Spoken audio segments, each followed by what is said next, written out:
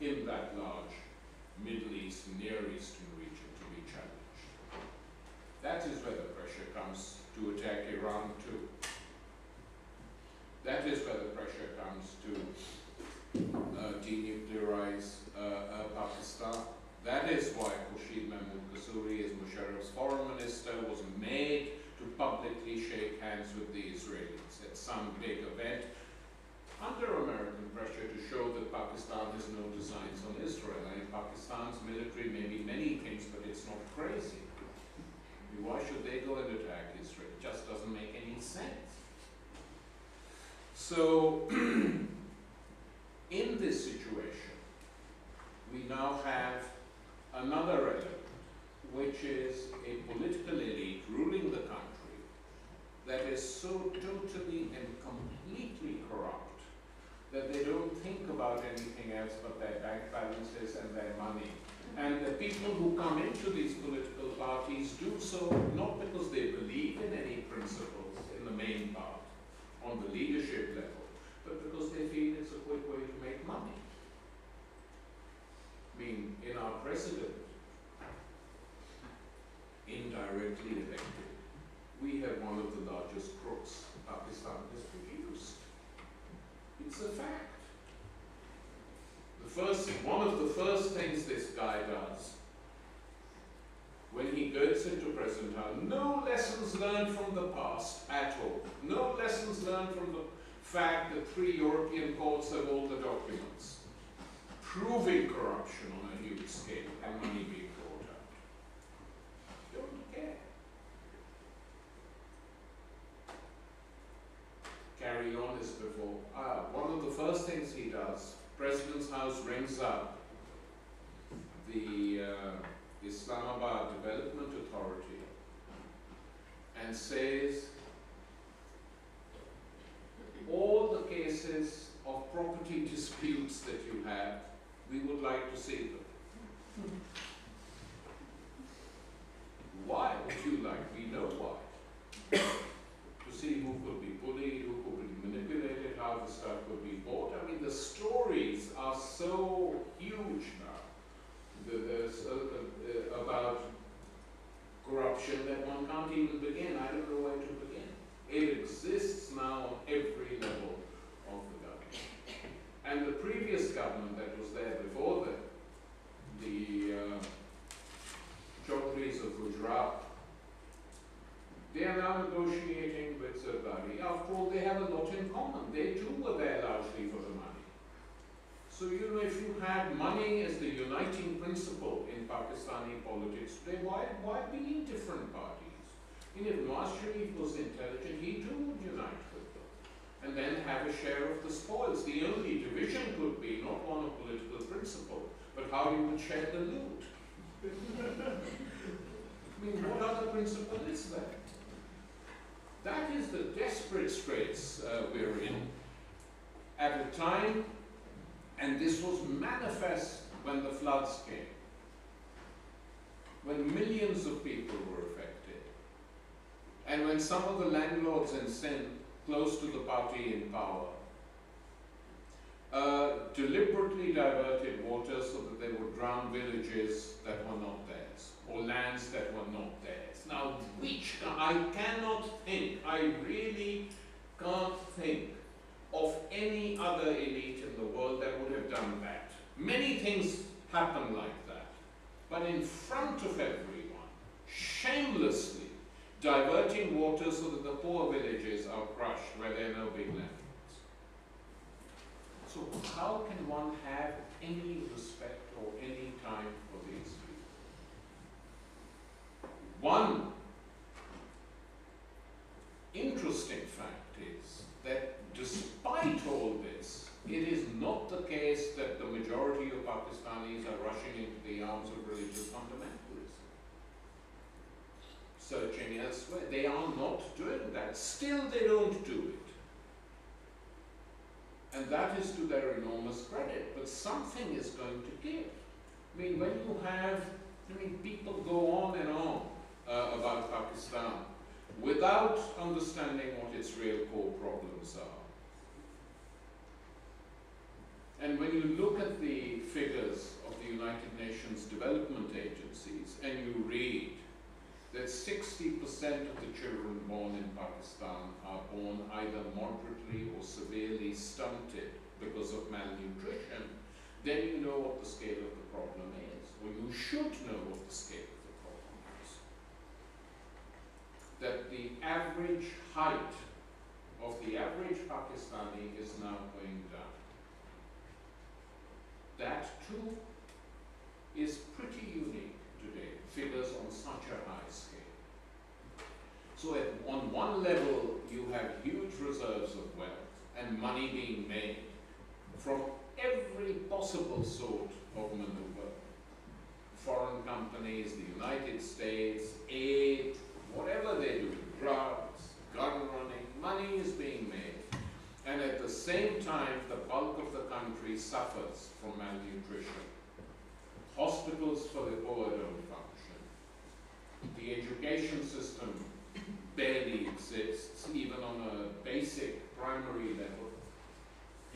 Whereas if you belong to the elite, or even just below the elite, and have enough money, you can get whatever you want. You can have the best hospitals, good doctors, education. So we have two worlds. One is a bubble world, and in that bubble, the elite functions. And the other world is the real world of Pakistan, in which the majority of its people live. A friend was telling me just a few days ago, an economist, that when he was picked up purely for stupid reasons some years ago by the ISI for going to the Indian embassy and getting a visa, and they saw him with a bag and he had DVDs which were of some conference or the other, and they said, why did you do this? So when they finally let him go. But he said one of the things they said to him really struck him. And he said, you know, Mujia, why don't you let me bring up X or Y, referring to a cabinet minister? And he said, because we know who these people are. They've sold out, they're sickening, they're disgusting, they can't defend our country. So, what's the point of your ringing in? We have no faith and trust in these people. They're using really abusive language. Now, this is the country's intelligence agency. I mean, this remark actually shows that there are a few intelligent people. But the fact that this agency is now a strong and powerful force is an indication of the military strength. I don't believe, and I have not believed, that the ISI acts on its own. It doesn't, it can't. It's a military organization. It's the intelligence arm of the military. It's huge, it's large, it's out of control, but it doesn't do anything without the military high brass knowing. The current head of the army actually reformed and reorganized the ISI when he was there. But what they can't control, because they don't know, you ask a senior military peer, how many people are there in the army, roughly would you say, who are totally hostile to your Afghanistan policy and working with the Americans? They said, we don't know. We just have no idea. I said, 50%? They said, maybe more. We don't know. So, our future for the time being is tied with that of the Afghan war. As long as that war goes on, the destabilization will continue. And you know, I haven't even talked about the state of Karachi.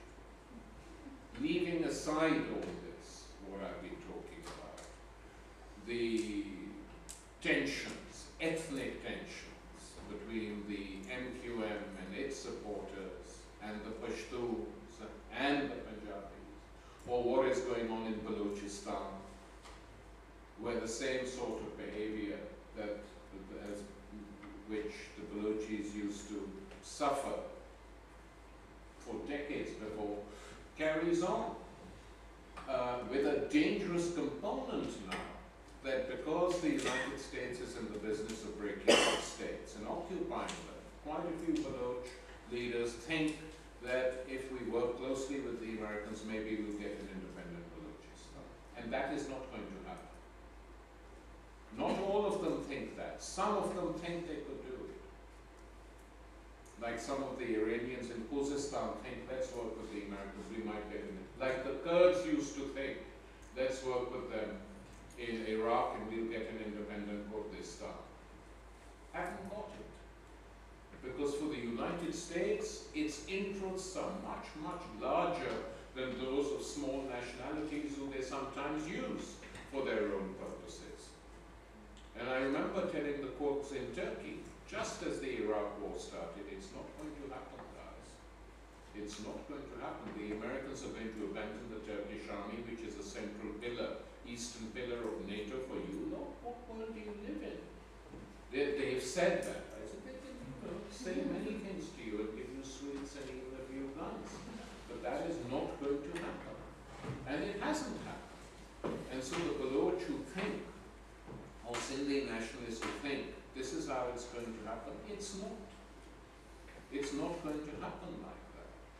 Or the Pashtun, some Pashtuns on both sides of the Duran line who think perhaps they will push a Pashtunistan state, withdraw the Duran line. It's not going to happen. These are foolish dreams and bad dreams, actually, nightmares, because we don't want more divisions in that part of the world. We have to try and create structures through which everyone can benefit. So something new has to come out of that country. It's not going to come from the present structures, political military structures. It has to come from the new generations. That's what we are seeing in parts of the Arab world. The majority of people who've been mobilizing are people between the ages of 18 and 30. And this is the generation that is, by its courage, then forced older people to come out and join them. That is how it will happen when it happens. As to the exact timing, who knows? But, it can't carry on like this. And even India, which is a much larger country and better off economically, incapable of meeting the needs of its poor, is now confronting insurgencies and uprisings in different parts of that state. So this is what our tragedy has been, an irrational, short-sighted ruling elite, which has never put the interests of its people first. And we still wait, and we carry on, and it's no good. As some British journalists, I flicked through, I haven't read it closely, this latest book on Pakistan by Legal. The main argument in the book, basically, when you come down to it, is that the army is the central factor, and that is what we have to depend on.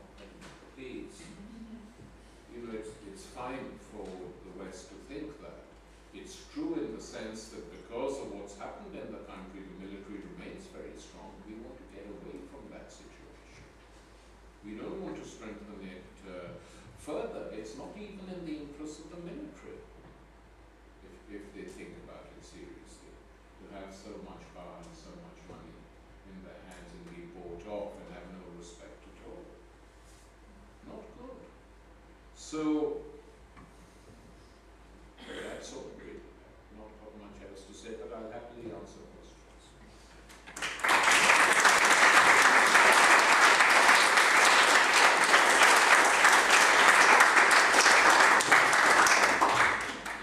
In terms of what's happening, like you mentioned, in terms of the Middle East, and getting to that frustration point or a tipping point and being triggered by Tunis, what do you think the probability of that happening in Pakistan, and do you need a trigger event for it to happen? Well, when a situation in a country reaches a level where the anger, bitterness is so great that anything can trigger it off. In Tunisia, what triggered it off was a smallholder, shopkeeper, unable to pay a bribe to set up its store. things trigger off these events. And when the time comes, you don't even know what triggered off the uprising in Pakistan in 1968, 1969. It's not a very edifying story, but a lot of students from Gordon College, Rawalpindi, were coming back from, what is that, Landikota in the frontier, where they bought, you know, illegal goods in the black market, and where their car was searched, and the police, they had nothing illegal. Their car was searched, and the police wanted a bribe, and one of the students told the policeman to go and take a running jump, and was beaten up brutally, the students arrested. This was the event. 3 days later, the whole of the student population of Rawalpindi was out on the streets. 6 days later, Lahore came out. Karachi came out. Dhaka came out. Sahiwal came out. It just spread like wildfire. And this went on for 3 whole months, with each month seeing more and more layers of the population joining in. And in Lahore, the army was called out, and the major who was ordered to open fire refused to do so. So in a way, we've been where the Arabs are now, we've been here before, in Pakistan. And it could happen again, but you know, who knows how it will happen and what will trigger it off. I mean, I am, to be honest, very worried about so many armed groups in the country. These didn't exist when the first dictatorship was thrown. I'm interested in something you said about whether the United States or whoever succeeded in denuclearizing Pakistan. It succeeded in denuclearizing. Defunding us. And you said that if that happened, the military would split. You don't think the military would stay united to defend Pakistan's nuclear weapons? No. Which portion of the military? Well, I think the military that deals with the United States every single day. I mean, you know, the military in Pakistan for years has been dealing with the United States. And if you, the generals who fly in and out, I mean, most of Pakistan's generals are trained in American institutions. Sure. But Yeah. do you think that they would really sit back and say, okay, have our nukes? I think it depends on the way the United States puts the pressure. You know, they won't just do it like that. Money They as will, well. a lot of money will pass hands. You know, I mean, if power was actually in Zardari's hands, it would have happened already. Because, you know, he would have been offered huge amounts of money in 5 different bank accounts, and that would have been that. But the military can't quite play that game, though some of them will be and have been bought off. But it's the bulk of the army, I think, will not go along with that. I mean, you know, we're speculating. Let's hope the Americans don't try anything as stupid as that. Yeah.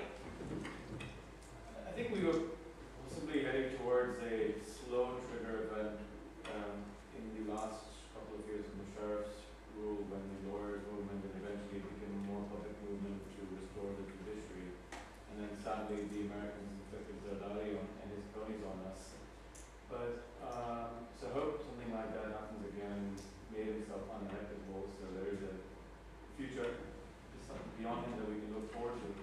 But I'd like to know what you feel about the prospects for Pakistan now achieving peace internally once the Afghan war ends, because we can probably now start to read beneath the lines that maybe in the next 1 to 2 years the Americans will withdraw.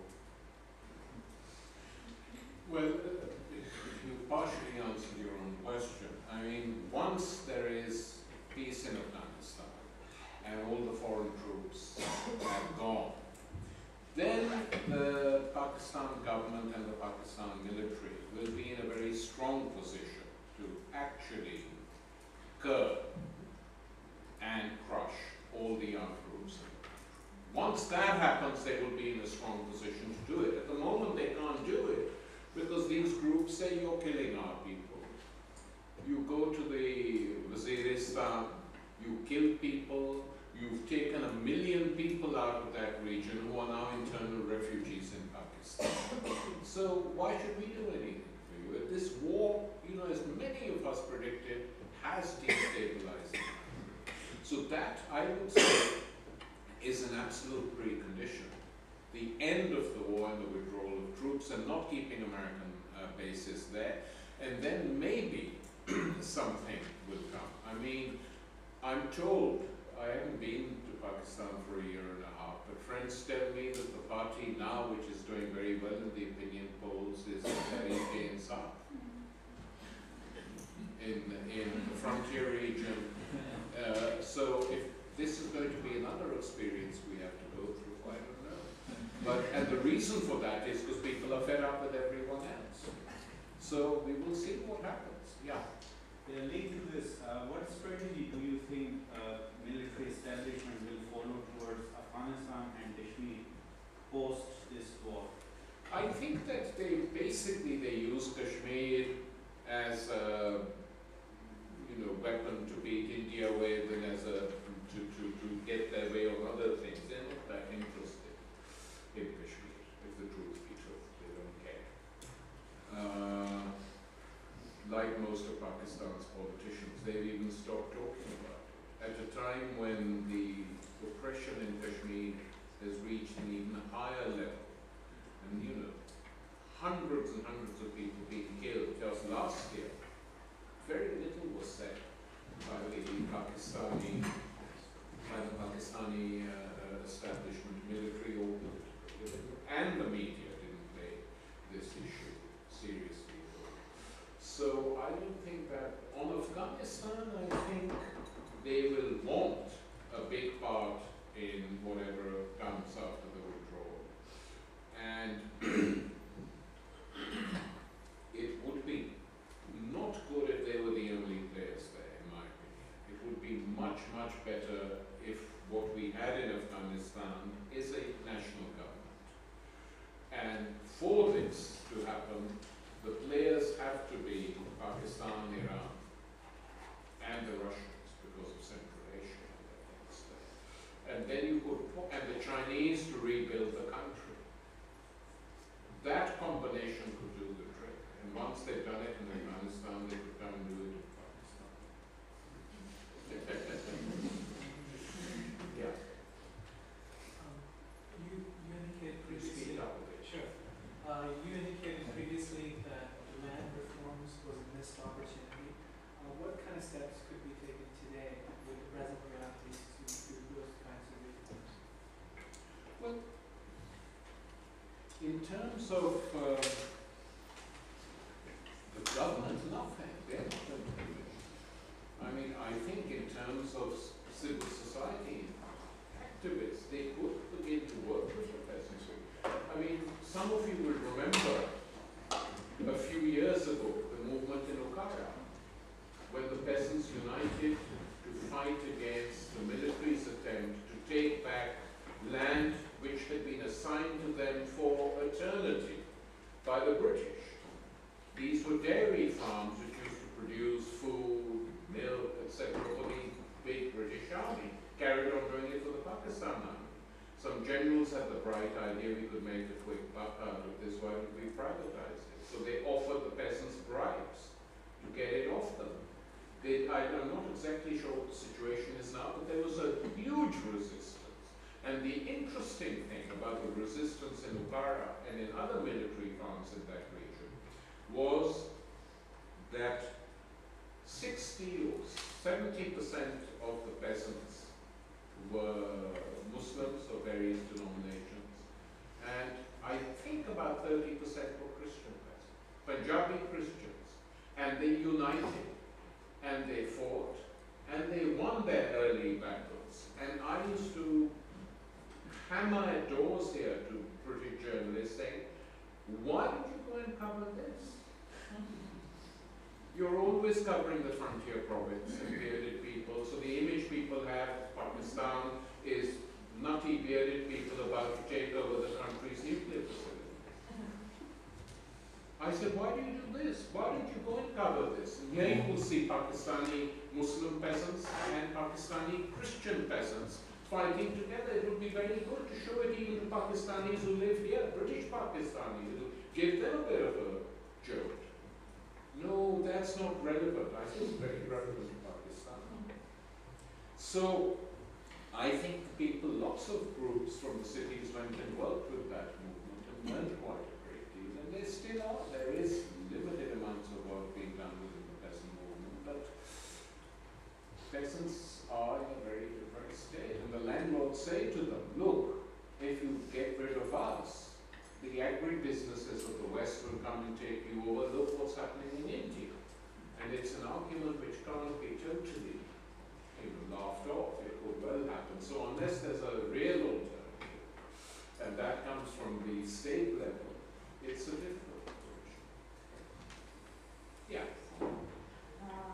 One of the things that I have, you gave a very good talk, that was the first thing. Second is that you didn't talk of Karachi at all. You didn't talk of MQM. What are your views on that? Because as Pakistan stands today, it's 4 provinces.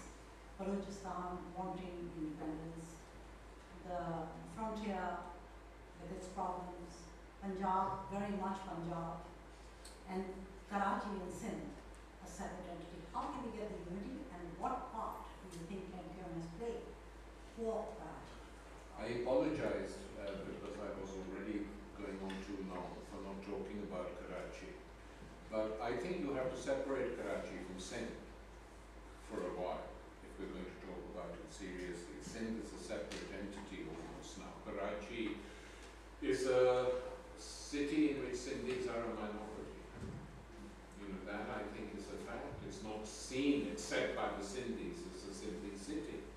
It's a city of people who migrated in 1947, and it's a city of migrant workers who came from other parts of the world because it was the largest industrial city in Pakistan. That's where the work was, that's where the migrants came, from the Punjab and from the Sarhad, the frontier province. So its character has changed completely since 1947. The MQM essentially was a clever ploy during the Zia period, when he thought that the Jamaat-e-Islami was becoming too powerful. He encouraged them to organize, to use them as a counterweight against the Jamaat-e-Islami, who he himself had made very powerful, but now he wanted a secular counter.